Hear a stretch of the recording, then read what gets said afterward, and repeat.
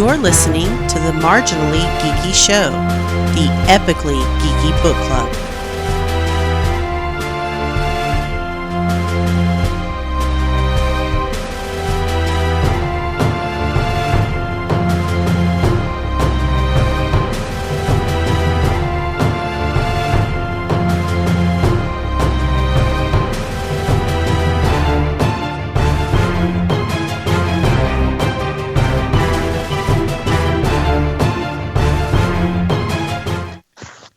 Greetings and welcome to the Marginally Geeky Show. I'm your host for the evening, Eugene Stevens. Tonight's book we are going over You're Never Weird on the Internet, Almost, by Felicia Day. Joining me tonight is Jennifer Hetzel and Lainey Moore. How are y'all doing? Doing great. Can't complain, chilling like a villain. Okay, you can always, every time someone says that, I always bring this up. You can always complain. You're just not working hard enough. Yes, I could absolutely. Oh no, I could complain about a billion things, but this isn't this kind of show. So there you go. That's an acceptable answer. Be honest. I've been this week's been really busy. I work in public education. There's lots of testing going on this week. It's been oh God, they won't leave us alone. Yes, the testing. And it's not going to stop because we have it next week too. Which, oddly enough, our author talks about she's never had to encounter that in her life. Yeah, well, homeschool, man. Yeah. It'll do that. So, well, with that, we'll just kind of jump right on in. Like I said, tonight's book is You're Never Weird on the Internet, Almost, by Felicia Day. It is a memoir. Okay, now as always, I listened to the book, and it was read by Felicia Day, which always adds a lot to it, I think, when you have the author read it. Did either of you read the book, or did you both listen to it? I listened to it. Okay. Yeah, I listened to it. Oh, good. So we all listened to it. I can't read. No. Yes. By the way, I didn't care for that joke in the new Ghostbusters movie whenever it said about the audio version of a book. He's like, no, but I can read. And I'm just like, you dick. I love making that joke, even though I read audiobooks. Exactly, yeah. Okay, so the foreword of the book, which, I mean, this is a testament to, even though she's technically, I mean, she has had some bit parts on some fairly decent sized TV shows. Everything, man. Yeah, she's definitely, but she's not like super duper famous. But to give you an idea, at least, of what kind of a stick she's carrying, as it were, the foreword is read by Joss Whedon, and we're not talking about Joss Whedon. Pre-Avengers, or, kind of in a little bit of a lull. We're talking about Joss Whedon after he's done Avengers and been with Marvel and everything else. And he took time out of his schedule to come read the foreword for her book, which, should say a lot. But it's funny, the story he tells is the meeting, and of course I love this. I eat this up with a spoon because it's him with his siblings sitting in front of a bunch of execs trying to pitch Dr. Horrible. And yeah, Eugene loves Dr. Horrible. I adore Dr. Horrible. I'll be honest that we just sidestepped another possible writer strike, and the only thing good that might have come out of another possible writer strike was we might have gotten Dr. Horrible too. Who says it may not happen still? But yeah, so he's basically talking about they're sitting there, they're pitching it, and these execs are not getting it, and then Felicia Day just like pipes up and is just like hammering them with all this knowledge and just like going a mile a minute and just like running laps around these people. And he just like, I just sat back and just watched her do her thing because she was awesome. So that's what I do whenever I'm around someone else who's powerful, male or female, doesn't matter. I'm just like, wow. Cool. Oh, I thought you were going to say that's what I do. I run laps around people. I know, right? I do that too. Well, like a very small, excitable dog. I am a very small, excitable dog. After the foreword, she actually starts the book, and she starts it off talking about this Build-A-Bear incident she had. Can we just all talk about how this is 100% something I would do? This is 100%. This is okay. So I think this is the perfect way to start this book, because She literally is like, look, I'm gonna tell a story that's totally me and is going to totally make you relate to me, because if you're a geek, you're going to totally relate to this, and if you're not, you're going to be like, wow, you are a weirdo. I'm gonna give you some sort of context as to just how kind of sort of famous I am. Yeah. But yeah. And I love the way she describes it with like contextually recognizable or whatever. Like that's hilarious. Yes. And all of us totally relate to her. Yes. It's totally related. Like I said, the whole time I'm sitting there reading this going, yeah, this is something I would do, because it's like she's like interested in this thing that's a popular thing, but she might be seen as being weird because in this case, she's not, she doesn't have a kid. She's not going in there with a kid to build a bear or whatever. So she's kind of like, oh, I'm going under the pretense that I'm doing this for, I think she said, a nephew or a niece or something like that. Oh, I've totally done that. Yeah. Yes, I have to. Walking to the Disney store like, yeah, I'm getting a gift for... I thought you only had nephews, Lainey. Right? Literally. After a while, I don't know if it's an age thing or a confidence thing, but eventually you'll just be like, nope, screw it. I'm just be like, yeah, nope. I'm kind of getting there. Like, totally looking at action figures at Walmart by myself, not for my kids, for me.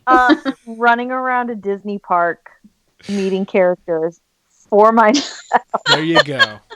There you go. Who should I make this out to? Me! You're making it out to me. No, it's Lan. Lan. But true or false, it's creepier if a guy does some of this stuff by themselves than a girl, right? Because there's in society about, dudes by themselves around kids are creepy. Yeah. Yeah, that's 100% a double standard, which teach for a while and that'll go away.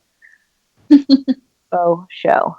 Yeah, because I totally have not gone to see a couple of animated movies that I really wanted to see, just because I was like, oh, single guy by himself in a movie theater for kids. I take full advantage of that. Not only am I the only adult by you're myself a chick, in the theater, so it's exactly, more and I take advantage of it. Not only am I the only adult in the theater alone, I also have like a Rapunzel backpack that has candy in it that I'm just eating. Nice. Like out of the backpack. Nice. Oh, that you brought yourself. Yeah, that I brought myself. I live my best life. I'm just... that's great. You should start a campaign, Eugene, like equal opportunity for men that want to do these things alone. Exactly. And then wait while we laugh you all out of the room. Pretty much, yeah. I'd have some weird, like, I don't know, some kind of group, like, come after me and be like, Okay. Oh, yeah. I'll go with you. It'll be fine. So, yeah. Well, I've got 2 excuses now. I'm just, I know. I have to say, I'm like, I don't want to see a movie with children. I'm going alone. I have to say, like, the second Cars movie was not that great. This third one coming out, though, looks good. And I'm like, he's going to die. Nick and Alex, do y'all want to go see this with me? I mean, I'll take you if you want. Yeah, exactly. I will take you with me. But she tells this story about she goes into a Build-A-Bear. She decides she's going to make a Santa Claus instead and puts it in a pink tutu. And this group of girls recognize her, and like she's trying to be on their level. There's a couple of somewhat backhanded comments here and there, and I love the way she lashes back out. She's like, she's like, well, the one girl kind of says something and about her boyfriend totally having a crush on me, on her, and I'm okay with that. And she's like, what? Like, I couldn't steal your boyfriend? Like, girl, you better watch out. And I'm just thinking, that's hilarious. But then, like, nice to see you. Yeah, this mother and daughter walk over, and then the mother doesn't know who she is, and the daughter doesn't either, and it just becomes extremely awkward. And she basically she runs out of the store with this Santa Claus and a pink tutu and a bunch of like just random things that she grabbed. But can we talk about the mom like shoving her kid? Yeah, right. That's amazing. It's awesome. Santa tutu. But like, can we talk about the mom though, like shoving the kid into a picture with her, even though neither one of them know who she is? But parents do that. Like, it's a weird phenomenon. Like, have you ever seen those videos of people, like, walking around major cities pretending to be famous? And, like, people and then people are like, oh, you're famous. Let me get a picture. Yeah. Absolutely. People do it all the time. That's crazy. Crazy. I haven't seen that. Oh, yeah. It's like a phenomenon. It's ridiculous. Interesting. Oh, yeah. And people are like, let me get a picture with this person. It's like, do you even know who they are? No. But they might be famous. Well, that's dumb. and you're dumb. And stop being dumb. But I kind of do the same thing with bands. Like, oh, they might make it big someday. I should pay attention to them, even though I've never heard of them before. Yeah, but like that's it. But you wouldn't listen to a shitty band, like just on the precipice of they may become like big one day. You know what I mean? Like, I don't know. I hate when people do that. It's like, all right, like we get it. Like, all right, this could be a thing. Yeah. Sorry.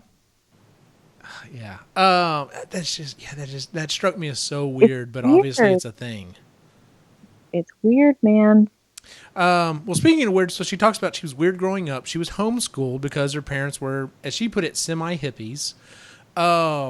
She started off attending a conservative Lutheran school and was homeschooled afterwards for a money-burning incident. Like, she totally thought she was going to, like, get out of not having to go back to this school or whatever, or get out of, I guess maybe it was a class. She didn't want to go to chapel. Oh, that's right. She didn't want to go to chapel. I would have been the same way when I was a kid. Let's sit here. She runs home, tells her mom, they were burning money in school and this, that, and the other. And her mom goes down there and gives them a piece of her mind. And then basically was like, all right, well, I'm going to homeschool you. And then she's like, what? That backfired. Love that.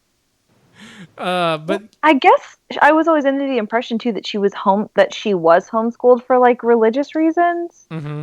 Because I knew she was homeschooled, and like sort of, right? Sort like, of, yeah, kind of, sort of. But it sounds like it's more of a political. It was more of a political statement thing. I just remember for a while, I was like, every time I thought about Felicia Day, I was like, oh my god, she's like one of those weird homeschool kids from Mean Girls, like it's just Caddy. No, like not even like that. Pronounced Katie. It's Katie. No, but like one of those ones, like, and on the third day, God invented the Remington Bull action. Like I did. I was yeah. Be one of those, or like one of those crazy smart ones. Oh man, which she is. Oh yeah, she's crazy smart. Thank God, because she talks about the fact that her homeschooling went downhill fast. Like it was basically. Yeah. And okay, and I'm not trying to get on a soapbox here, but that's what I tend to run into whenever I was teaching and I had kids come back in from a homeschooling situation.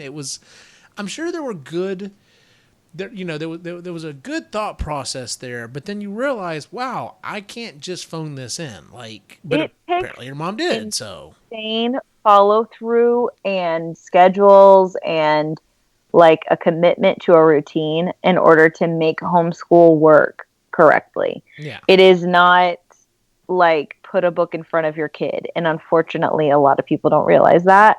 And I see the same thing all the time, Eugene. Like, it's just, yep. Let's throw this at them and just see if it sticks. It's not like that. You can't do it that way.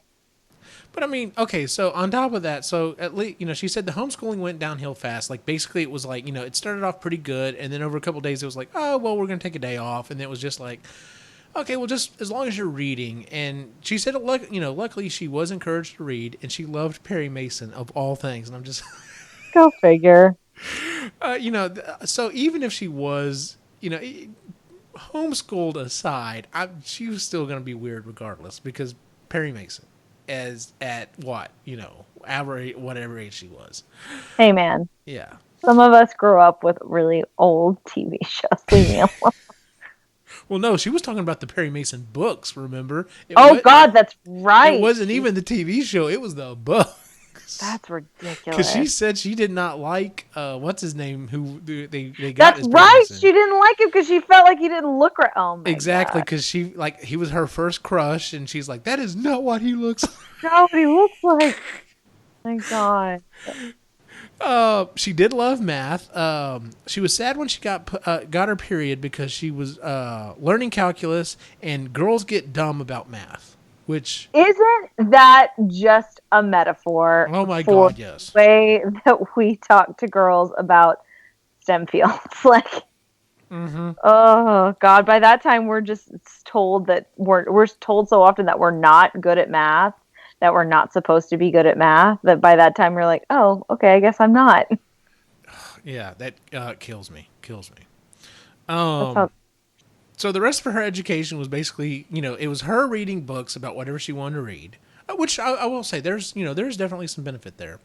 But then her mom filled in the rest of the time by basically enrolling her in every class she could possibly put her in. So she took dance, karate, painting lessons, violin, you name it, she was in it. And her childhood sounded like my dream. she It had really no did. friends and wrote in a journal a lot, which is, funny also in itself.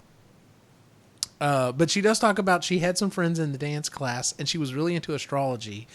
And I'm sorry, in the ballet class, and like numerology and shit too. was going in and like giving, reading their numbers and all this other stuff, and then she got shot down because the somebody teacher like accused her of like being satanic and like giving someone a pentagram. Oh my god! That was funny. And then she talks about, and here's where I can see the other part coming in. She fell in love with Ultima and started chatting with people about it online. Boy, let me tell you, when she was going through this part of the book, I was having so many flashbacks to being at my mom's house and getting on the dial-up internet. Luckily it had just, at this time, this is a little after what she was talking about, luckily at this time it had just gone to unlimited, so you paid whatever the fee was, $20-$30 a month, and then you got unlimited access. But then anytime someone would call the house phone, you'd get kicked off. Yeah, you'd have to like get off the oh man, that was the thing. I don't miss those days. We should have brought that up on the show Saturday night. The dial-up. Yes. I used to get in trouble for not like plugging the phone line back in for the phone. Why hasn't I called the house in 3 days? Yeah, I used to get in big trouble for that because I forgot all the time. That's hilarious. Yeah, I remember that. Everyone's like, how do you think the internet happens? By magic? Like, I was like, well. Yeah, kind of, sort of. Yeah, pretty much. I was like, whatever. We're going to check real quick. Jennifer, are you still here? Hello? Oh, no. I think we lost Jennifer. Hopefully she'll be able to jump back in. No. She was on her phone for... oh, look, we got 2 people on. If you're listening in, she was on her phone and her power is out. So I have a bad feeling. You're having a rough day of it. She's having a rough day. I'm here. I'm here. I was on mute for some reason. Oh, cool. Okay, good. Well, now that was my fault, if but she yeah, does fall off, that's why. Yeah. If my phone dies. Yeah. I have no plug. She started playing violin at age 2. She had a Russian tutor. I love the way she talks about the Russian violin teacher. Yes. Basically, it's like every stereotype about a Russian teacher just rolled up into one. Down to the borscht. Like, yes. I love it. But I will say it managed to get her a full ride to UT in Austin and almost perfect on the SATs at 16. So yeah, she's a smart girl. Conversation about how the hell she has 2 college degrees but no high school diploma. Yeah, no shit. Yeah. How the hell you could never do that now? And she had a 4.0. Oh yeah, I know. Which like I was never that crazy, but there was a lot of the stuff that she talked about when she was talking about being in college. There was a specific line because I wrote it down because it resonated with me because I've done the same thing where she's talking about like, well, I had decided that as soon as I got there, like I wasn't going to like overplay my abilities. I didn't want other people to hate me and I didn't want to be like that young weirdo who like was homeschooled forever and then came in and like played like a crazy person. Mm-hmm. And as she walks in and she like meets the conductor or whatever and he's like hot and he's talking to her and he says something to her about, oh yeah, I spoke with your tutor and da da da da and I'm really excited to have you in orchestra. And she's like, well, the hot adult wanted me to be good, so I had to be good. And I'm just like, and I'm a teacher's pet, a chronic teacher's pet. Yep. That was basically my entire schooling experience right there. The hot adult wanted me to be good, so I was good. Oh Lord. Literally, like not even hot adult, just the adult. That was insane. They didn't even have to be hot. No, it was just like the adult teaching this class wants me to do well. Oh, I'm just gonna have authority to do figure. Well. The authority figure expects me to do something I'm supposed to do. Oh, well, here we go. Yep, I will be here at every single class. I will be front row. I will answer everything. I'm sorry. Like, oh God. Sorry. But it actually worked out for her because she said they all kind of took her under their wing after. Oh yeah, she had a meltdown at first. Yeah, she went in there, had a meltdown, after her performance, and then everybody was like, "Oh, look, she's fallible. She's cool." So. I love that though because that's 100% accurate. Like, Like, totally freak out in front of everyone, and everyone's going to feel really bad for you, and then it'll all work out. Yeah. Cool. And speaking of the 4.0, so she had a 4.0 while she was working on her music and math degree. Now, okay, music is one thing, but Jesus, really? A math degree? Yeah. And then she got a B. I'm sorry, she almost got a B as per one of her professors, and then she studied all summer, got an A, and got I got a frowny face on the test. brownie face. And he on the said, test. "Get a B. Like, don't get it straight B? A's." He told her. But it I was, love that. but then she says, in retrospect, that's what she should have done. She should have listened to her 100% professor correct. because did she ever, what did that 4.0 ever get her? Squat. Yeah. Nothing. At least nothing. I mean, had she gone into a field where she had a degree in, it might have helped some. But I'll be very honest with you. I had a 3-something getting my, all through college. When I did my master's program, though, I graduated my master's with a 4.0. Has it helped me any? Has it given me any more money? Has it advanced me any? Nah. No, it doesn't do anything. No, you're right. Yeah. It doesn't do anything, and which is Just why bragging rights. exactly. But even then, it's like, okay, cool, and then you move on to the next part of the conversation. It's just like, Yeah. I worked really hard for that. Yeah, that's the thing though. But I appreciated the things you said though about like, don't chase perfection for perfection's sake. Like, you got to be smart about it. Don't be a crazy person. My favorite quote about that comes from, I won't tell you where it comes from yet, but it's, perfection is the illusion of the delusional mind. Yep. And I've always loved that quote. I've always used that quote for people. By the way, it was Commander Data, Star Trek The Next Generation. Of course it was. Of course it was. She had a boyfriend at Nerd. the time and introduced her to the World Wide Web. But then, and she talks about something here that was very interesting, going back to the 4.0. She didn't want to be a musician. She wanted to act. And then it's interesting how she wrote the book because she kind of goes through like up to college age and then like starts back over when she's talking about a different path, because at this point she flashes back to at 7, she had an aunt that got her started in theater, and the crazy aunt, as it were, or whatever. And then her mom also tried to get her into everything she possibly could. Her mom, I have a feeling, would have wound up really well on one of those reality TV shows like the Dance Moms or something like that. Seriously. Yeah. I was dying when she talked about the fact that there was actually a point in her life when they were trying to make her a white piano singer. That's hilarious. Like, that doesn't... Oh my God, that's sacrilegious. Here, Can't make that up. check. I love that. And then the only reason why it didn't go any further is because Selena died. Selena died. I'm just like, what the what? Felicia Diaz. I can't. Yeah. This is ridiculous. Oh my God. After college, she moved to Hollywood. She took bad classes, very bad classes, got parts on commercials, started making changes to her appearance, but got more jobs. So she talks about she got typecast as the secretary, the next door neighbor, the friendly girl, at the bar or whatever. It was interesting to me the way she talked about like making changes to herself, because the changes she was describing is how she looks now. And so I'm curious if it was like, I'm going to change these things to get jobs, and then it just became a part of her, or if that's just like still just kind of her shtick.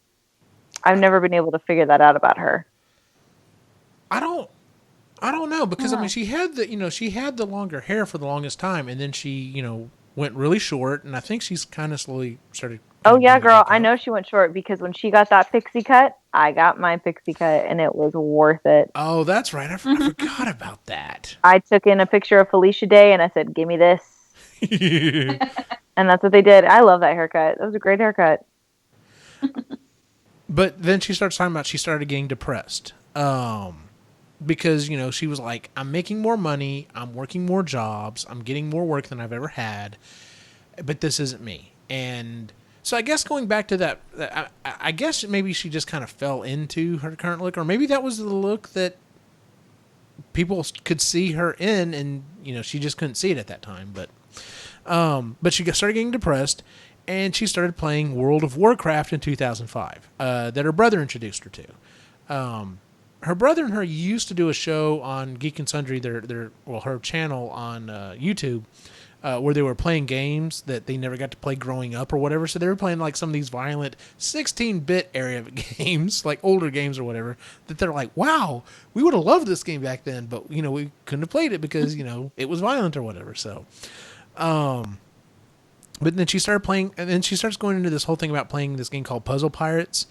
She made friends of, and this is very important because she made friends as the group. But then like she was gone for 2 weeks for a job and comes back and the group's basically just gone. It's wiped out. But when she was describing people in that group, I was like, oh yeah, they were in the guild. Exactly. Yeah, that's exactly what I kept thinking. Yeah. Well, I mean, you write about, everyone says to be a good writer, you write about what you know. So yeah.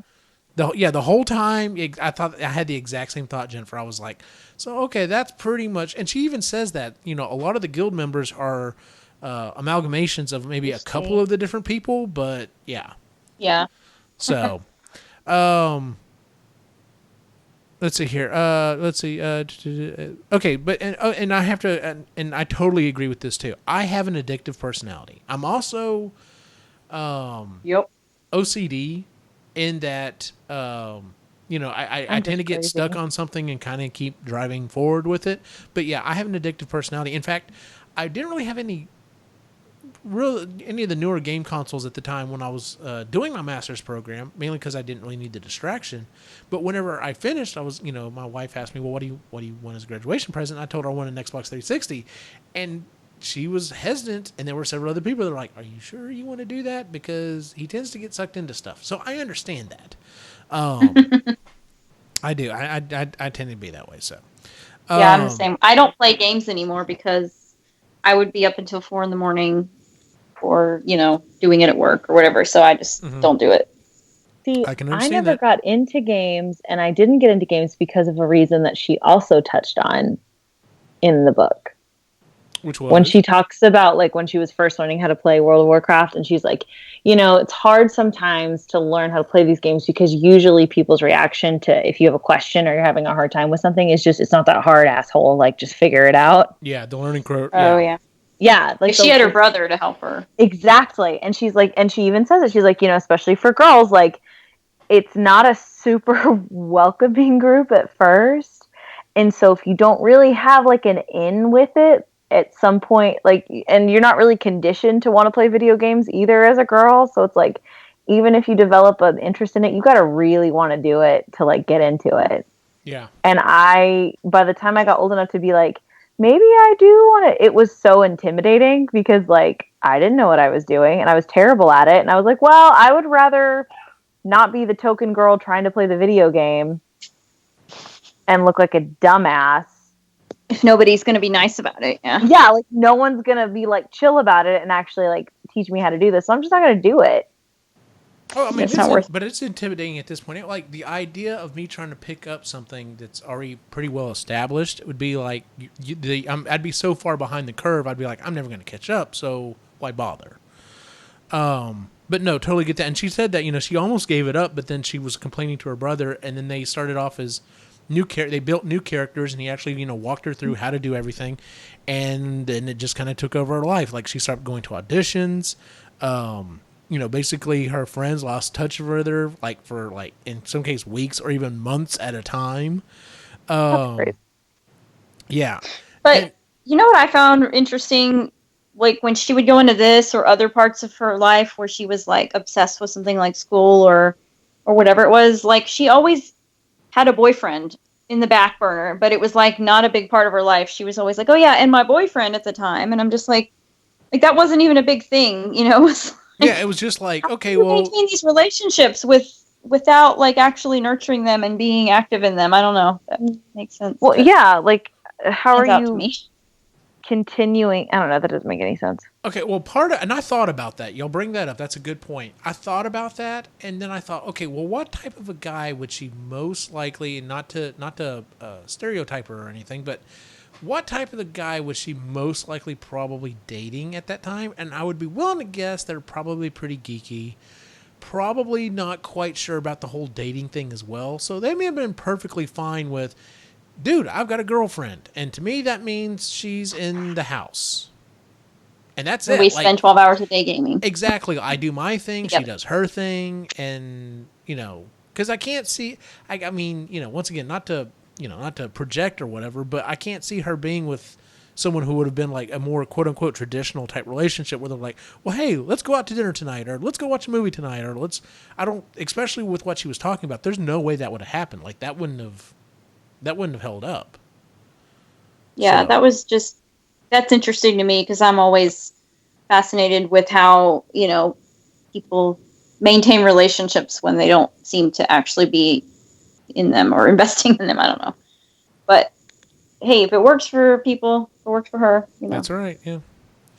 So since she got into a support group of women, the chickens, as they refer to themselves, to help each other with goals. And she started lying to them about quitting the game. That's 100% something I would do too. You would get in a support group and be like, "Oh, hey, by the way, and I then stopped lie doing this because thing." I didn't want the people in my support group to judge me. Exactly. But then she kept going to it. She could have just quit. That was the best part. Like, why keep going? I wouldn't have done that either. I wouldn't have quit. I would have stayed because I wouldn't have wanted to like disappoint the women I was in the support group with. Like, I don't know you guys very well, but I'm still. Yeah, literally, Felicia Day and I are more closely related than I would like to admit. Like. You mean the queen of the geeks and you have a lot in common? What? Okay, so anyway, but that's when she got the genesis of the idea for the guild. She told them, I'm writing a sitcom about gamers. She did give up WoW for a while, World of Warcraft, but then went back to it. Like, she's like, I had to quit cold turkey, but then like I was, and I understand this too. She's like, I wasn't playing the game, but I was still checking the message boards and, talking to people and this, that, and the other. I'm technically not playing the game. I'm just checking in and seeing what's there and what's going on. And yeah. Then she finally breaks down at Christmas of 2006 and told them, I'm still playing the game or whatever. And they're just like, yeah, we kind of knew, whatever. Yeah. But then, yeah, Christmas of 2006, she actually sits down and writes the first episode of the Guild. She started taking to some execs, and she kept getting it, shot down. They kept saying it was too geeky. So the group told her to shoot it herself. So she had $0 as the budget, and basically,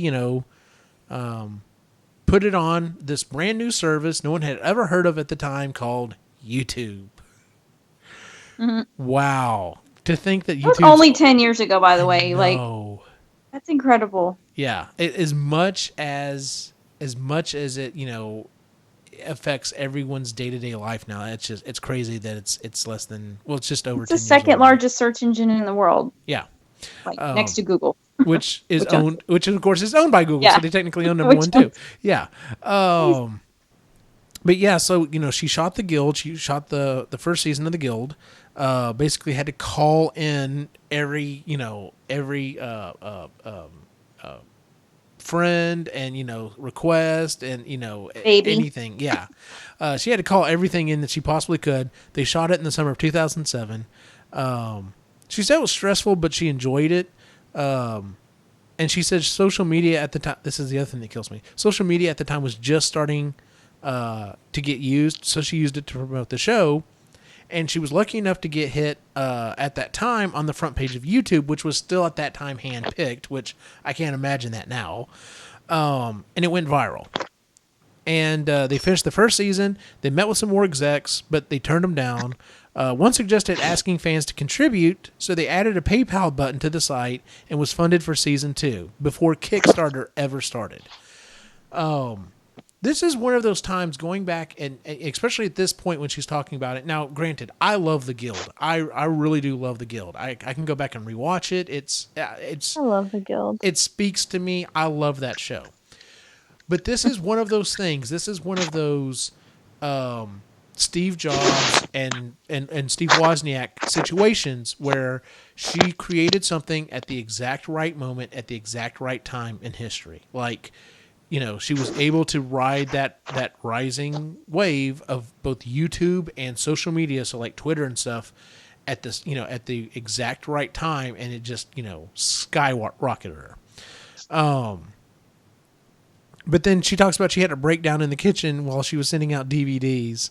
Because they were like, okay, well, maybe we can fund, additional seasons by doing DVDs. And they had to figure out the whole thing about, like, packaging them and sending them off and filling out, forms to get stuff sent overseas and everything. And, that's all stuff that's gone through my mind before if I've ever thought about opening a store or whatever. So, I can Pay imagine someone. that. That's her advice.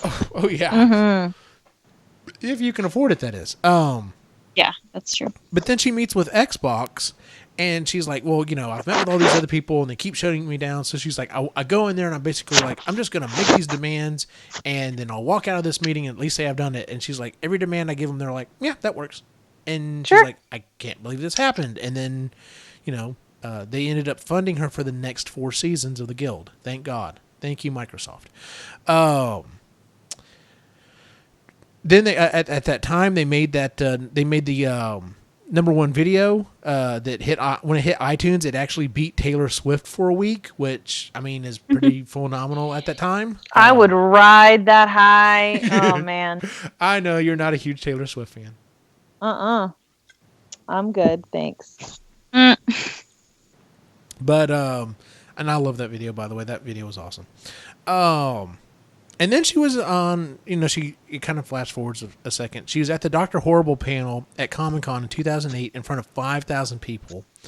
Before then, she started, she attended conventions to promote the Guild, and she was handing out bookmarks and sold DVDs and T-shirts. And slowly but surely kind of built up a reputation. But she's literally talking about, she's like, I'd go to a convention and all the tickets were sold out. So I would just stand out front and like hand out, bookmarks, and then literally watch people take the bookmark from my hand, walk to a trash can and throw it away. I would never do that to someone. That is horrible, but I've seen it done, and I'm just like... no matter how stupid you think it is, it's rude. Yeah. It's so rude. Like, wait till you get home. Exactly. Like, God! Exactly. Never understood that. I was like, who raised you? Were you raised, like, on a bus somewhere? And, like, I don't understand. Well, unfortunately, and I don't want to stereotype anyone that, traditionally goes to cons, because all 3 of us enjoy going to conventions. But yes, we do. There's a pretty sizable group of people that like to go to cons that just they're a little socially retarded. I'll leave it at that. They don't people very well sometimes. That's actually a good way to put it. They don't people very well.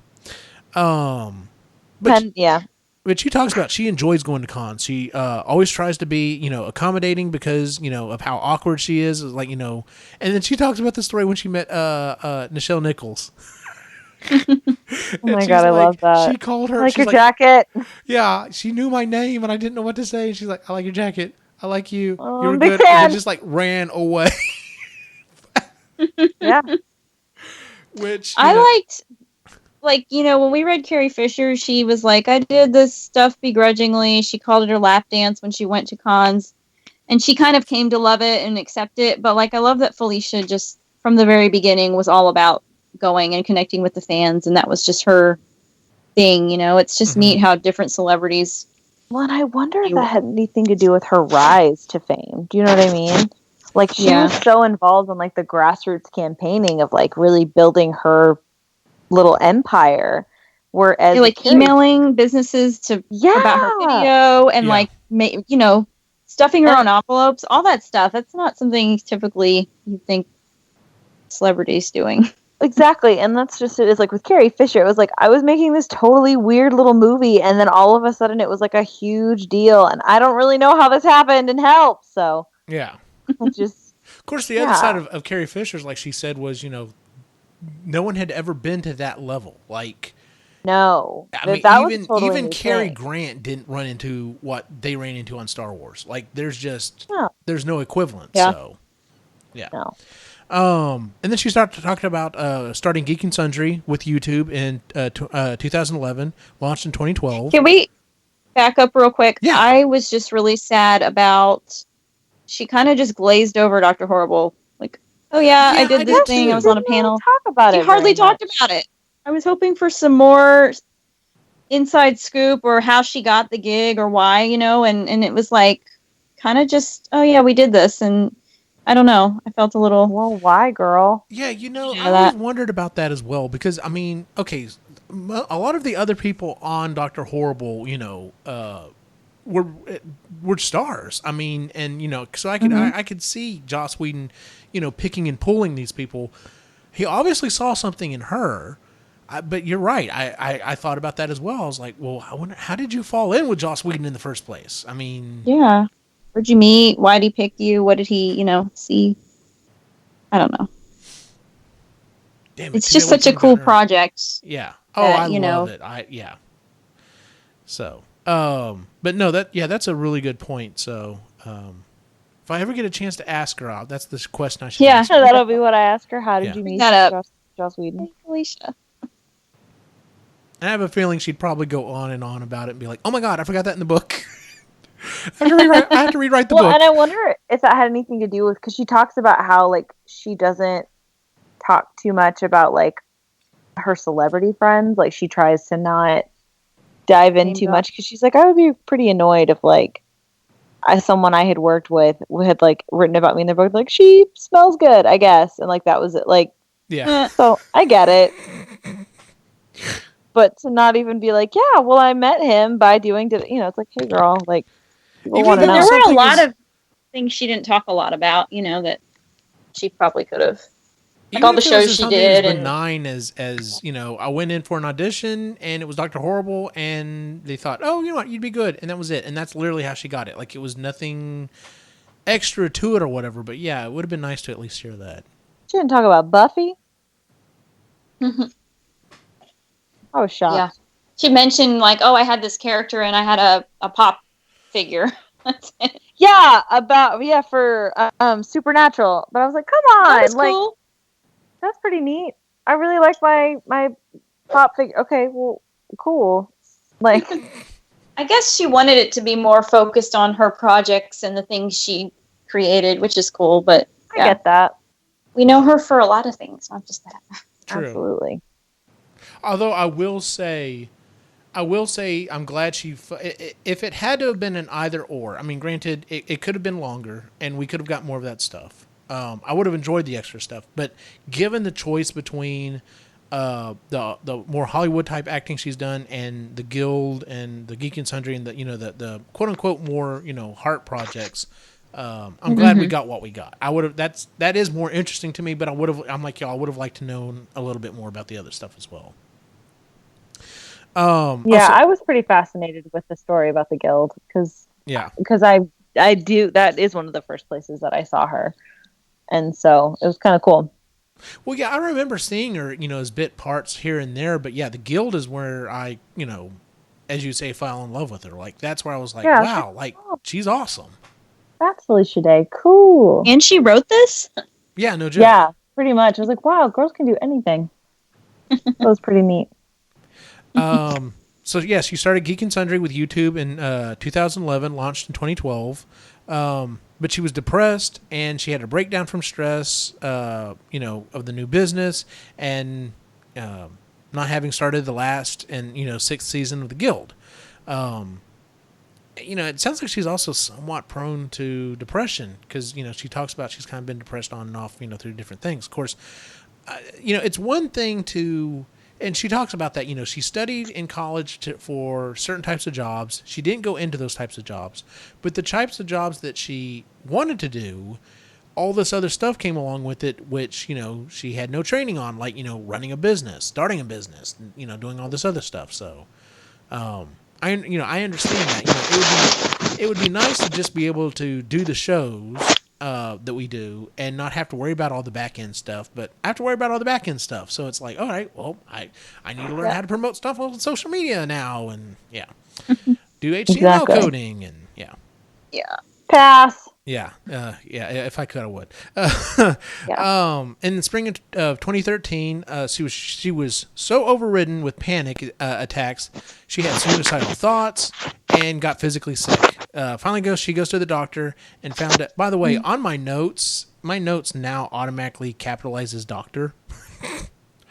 I just noticed that because it's the doctor. She goes to the doctor, finds out she had thyroid problems, cyst in her ovaries, acid reflux that was going to lead to throat cancer. Basically, she was killing herself, is what it boiled down to. No, lots of people have done that before, or at least gotten to that point. Yeah. I could totally relate to her, like, when she said, well, if it was like my mental well-being, it was kind of like, oh, whatever. But once I saw that it affected my body, Yeah. oh, hell no. Well, and I've done that. Like, oh, well, I'm going to take care of my body. If that's fine, that's all I need. But I don't think about it's all connected. It's all important, That's classic too, though. But she made that really good point about, like, if you went up to somebody who was like, I have kidney issues and I'm having some really bad days right now, like, they would want to talk to you about it. But if you're like, I have severe depression and anxiety and I'm having a lot of bad days lately, like, everyone's just, oh, well, go for a walk. Like, that's not. Get over it. Yeah. Yeah. Because there is that stigma for mental health, Mm-hmm. Yeah. So, which is ridiculous because, guys, your brain is, like, super important. It is a physical thing. It is, chemical. And it has physical symptoms, like. Yeah. Oh, God, yeah. So. And goodness. then one of the most important things she ever learned, which, I think, I don't want to say all of us, but a lot of us really have to work on, is setting boundaries. She started setting boundaries. She said she hired a life coach that didn't really go too well, and then she started going to therapy, and she was like, that's the best thing ever. Starts healing her mind, and then, of course, her body starts coming around. There was a whole chapter in there about Gamergate. And I'm not going to go too far into it because it is a little bit of a political thing, but what it really boils down to is it was a bunch of bullshit. Which, speaking of which, and the only time she brings up his name, she does mention Will Wheaton at one point because she's friends with Will Wheaton, because he's the one that, after she makes the post, she finally comes out and makes a stand on Gamergate. He's the one that calls her and's like, dude, you gotta shut off your comments on your website. It's going like insane. Because, there were stalkers, like, posting her home address and shit like that. Just as a side note, she started Geek and Sundry with Will Wheaton, and one of the big shows that they started was Tabletop, in which I adore and has become a movement and everything else. I kind of thought that would have at least a mention in there, because most of the shows on Geek and Sundry have come and gone, but Tabletop has been a force of nature. Like, it started an international day and has started this big movement, and I kind of thought she would at least mention, hey, look, I had a hand in starting something that was, like, phenomenal. So, but yeah, so there was Gamergate. Like I said, is there anything in particular y'all wanted to point out about it? Because to me, it was, I understand why she put it in the book. I appreciate she put it in the book, but it's definitely not, to me, it was, I don't know. It drives me insane thinking about it, so that's probably why I try to avoid it at all costs. I was very on the outside of all the Gamergate stuff. I was seeing it from, like, a third party kind of a, because I'm not a gamer. Mm-hmm. Granted, I think some of the major issues that were going on with Gamergate were, not just gamer issues. Oh no, it was total bullshit. It was one of those things where, yes, there was a legitimate legitimate point about the paying of for reviews and how some of these websites, a lot of these websites are getting kickbacks or are getting paid for reviews and stuff like that. That is a legitimate thing that needs to be addressed. The fact that they were trying to ram that idea, or even got that idea mixed up with this idea that this asshat, basically did all this to screw his former girlfriend over, was ridiculous. Yeah, it was one of those things that went from an issue of masculinity just being way too fragile to all of a sudden this way bigger thing with, massive gaming companies being dickheads and et cetera, et cetera, et cetera. So, like I said, it was interesting to me to hear, but I was just like, yeah, boys are dumb a lot. Like, that was kind of my, I was like, I knew that. I'll own You up know, to that. I was very aware of that. Well, and a lot of men unfortunately take it way too far. So, Well, I mean, anyone who, because you disagreed with someone's statement online, you think it's okay to post their like personal information is and there's just a lot of And say, people die, like that. bitch. Yeah, Like, and there's a lot of people like that. And that's just a general issue with like the way that we treat each other. Like that's just not acceptable. yeah.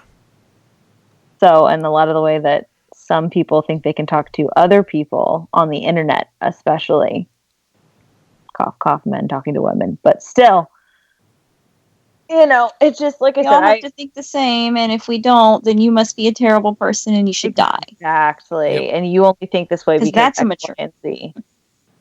That's a mature viewpoint on life. Oh, totally.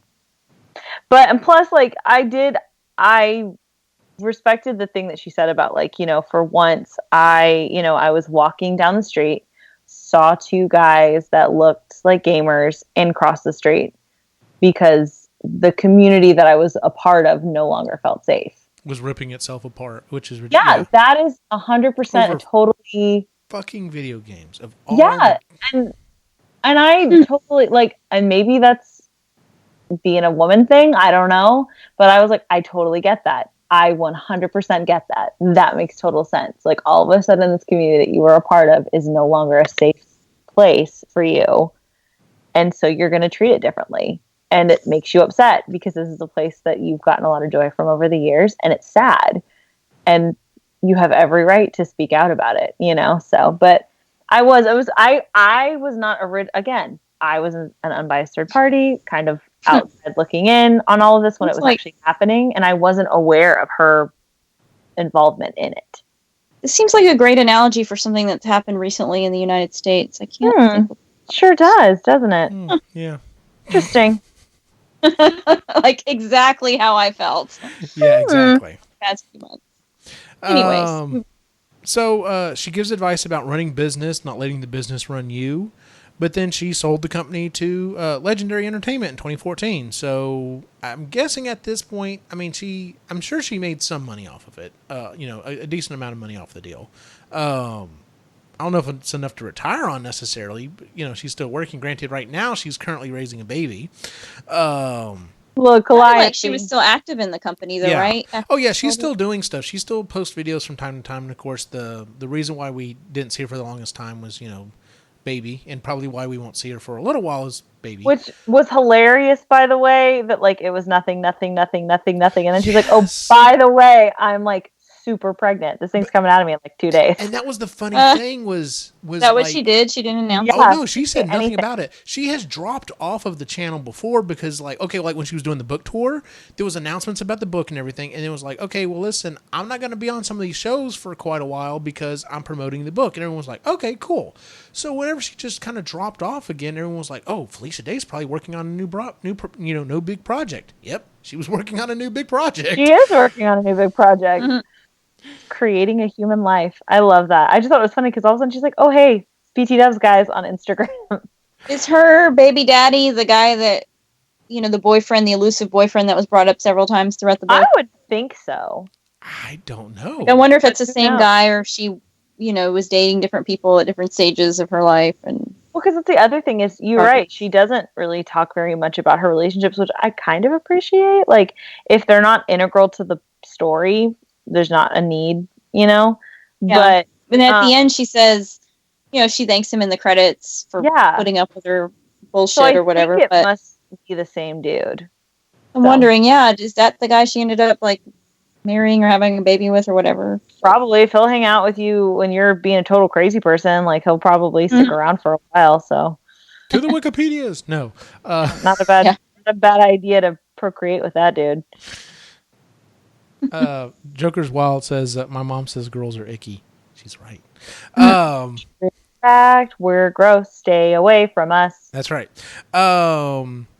Safe to people at least. She gives the tradition. Now, here's what I thought was interesting, and I didn't really understand it at first, and then it kind of hit me.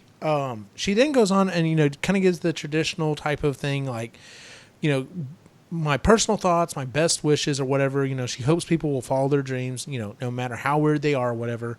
And I'm sure if we were reading the print version of the book, that's where the book would end, and it would be a nice, tidy wrap up, and everything would be fine. But considering we listened to the book, we got a little bit more, because then she starts telling these stories about going to these book signings. And I was like, oh, this must have been done, the audiobook must have come out, obviously, after the print version. And because we start getting these stories about this book tour, and she talks about while she's in Seattle, she actually meets up with the first guy she ever had the horrible kiss with. Unibrow. Yeah, which we kind of glossed. You know what? We even glossed that over. I don't know how I didn't have that in my notes, but she talks about she actually got to meet up with the group that she was gaming with a long time ago. Like when she was really young, and everyone was like awkward. No one knew how to talk to each other or whatever. And the whole thing about her mom trying to get her alone with the one boy, and was like, "You need to kiss this boy," and I'm just like, who does that? Awful. Yeah, who is this person? Like, I mean, at least she didn't say, if you want to have sex, I'll watch, like Carrie Fisher's. Oh, that's true. Right? Give you pointers. Yeah. That was... I told y'all that, like, I had to go back and reread that or listen to that, like, 2 or 3 times, because I thought at first I was listening to the book too fast. No, it was... My brain could not comprehend that. Like, my brain was broken trying to comprehend that. Like I said, when I read that part, I took it as like Debbie Reynolds just being like, this is an awkward mom moment and I don't totally know how to handle it. I'm going to crack a joke. So. Yeah. But then, she meets up with the guy, they kind of have a little moment or whatever. And and then the book ends. So, which I thought was interesting. It was nice having that little, prologue there at the end to kind of wrap up the audio version. So I liked her inner monologue hyped up on caffeine. Yes. Oh my God, that was I was like, yep, I identify with this on a personal level.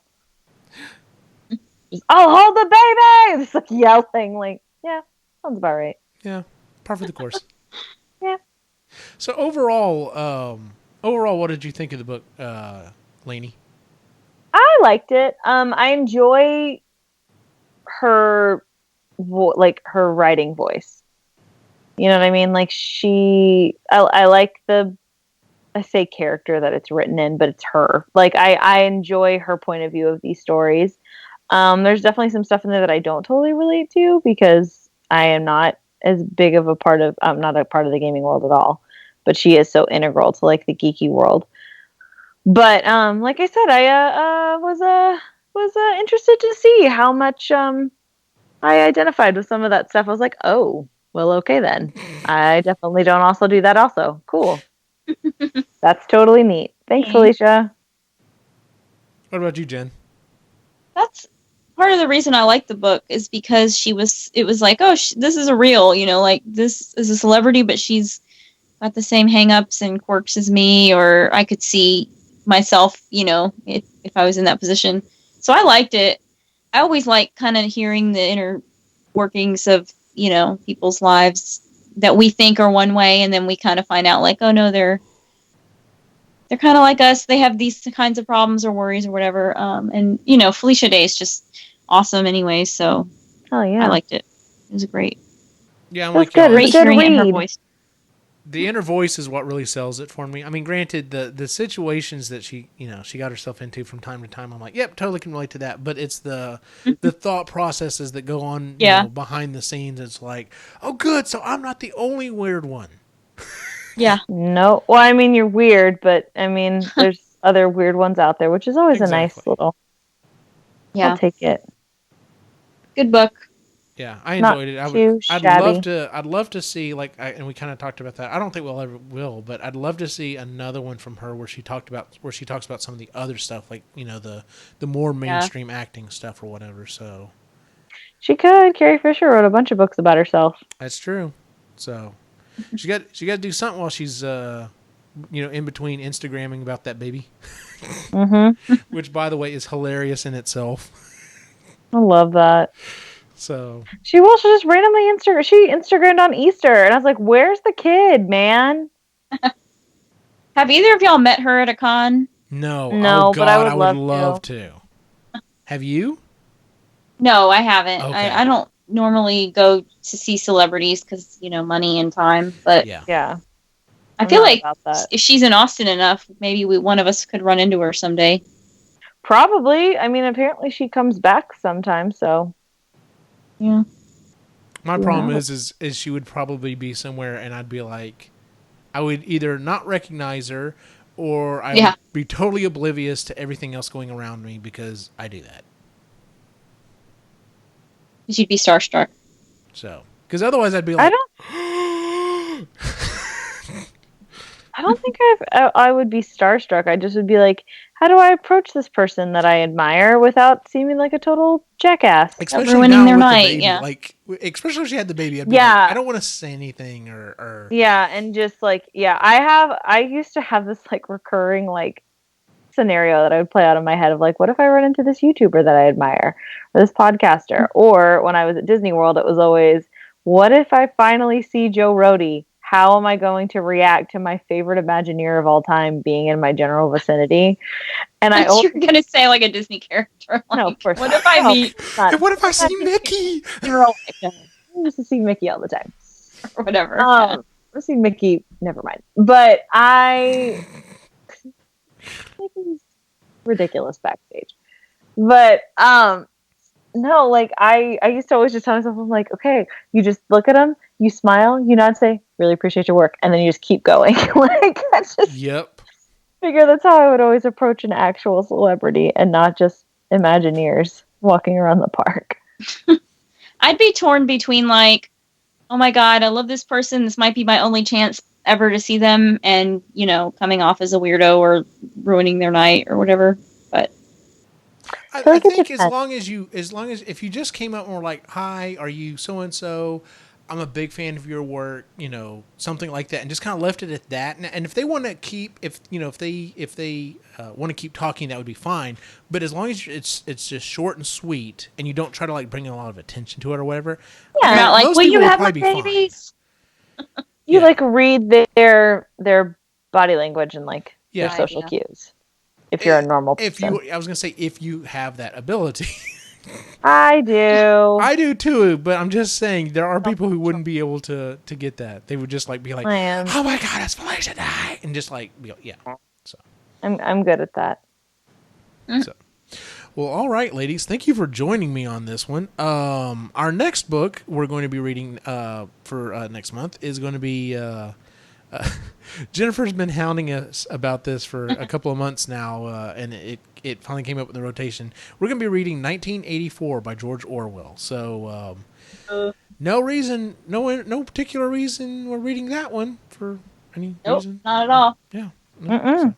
Nope. So, what else have you been reading, Lainey? Wikipedia entries about serial killers. Oh, Jesus. Oh my God. I can't help it. Yeah, on it, books or articles about teaching, children's writing, a lot of children's writing. Mm-hmm. I read a great story about a haunted doll the other day, written by an 8-year-old. That was actually pretty good. Nice. Not too shabby. So a lot of actual children's stories written by children, not actual children's stories written by children. Yeah, that I read another one about a family. I had one kid that wrote like the funniest story because I don't know, I couldn't describe it. Like the way that her characters like talk to each other was just like super funny. I like laughed for like an hour and a half. It was crazy.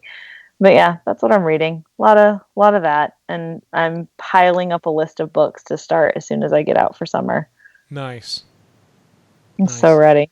Jennifer, have you been reading anything else? So I got through an entire issue of Sierra Club magazine on my 15-hour plane ride to Australia. That was exciting. Hey girl, that's it. And I actually read What Dreams May Come, which was that weird Robin Williams movie a long time ago. Cuba Gooding Jr. So yeah, that was pretty good. That was a fast read and kind of sci-fi-ish, mystical, whatever. So that's all since last time.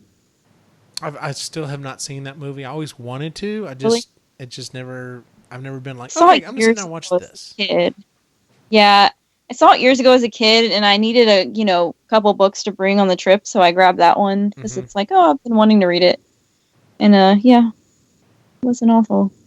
So. Good deal. Since last time we met, I actually finished the third book in the Jessica Blackwood series called Blackfall by Andrew Mayne. I don't know if I can ever recommend the book for the book club. It's a wonderful book. He's technically he's a cruise ship magician turned. I don't even know what I'll say. Like he has created his own illusions and sold them for a ton of money. He's been a technical writer on lots of different TV shows. He had a TV show on A&E for a while there, where he was performing magic. But the dude is just like super smart. He knows a lot about stuff. The podcast that I listen to him on, like they're super big. One of the main ones I listen to is called Weird Things, and they talk about just tons of different things. Usually, like sometimes anything from Bigfoot to SpaceX, and they're huge SpaceX fans. So I get a lot of science stuff from them or whatever. But yeah, the books are really, really good. And then the other thing I haven't got to start reading. Hopefully, I don't know. I'll maybe get to read it tonight. I know y'all don't have your video up, but I just picked these up tonight. Ghostbusters 101 issue number 2 dropped today.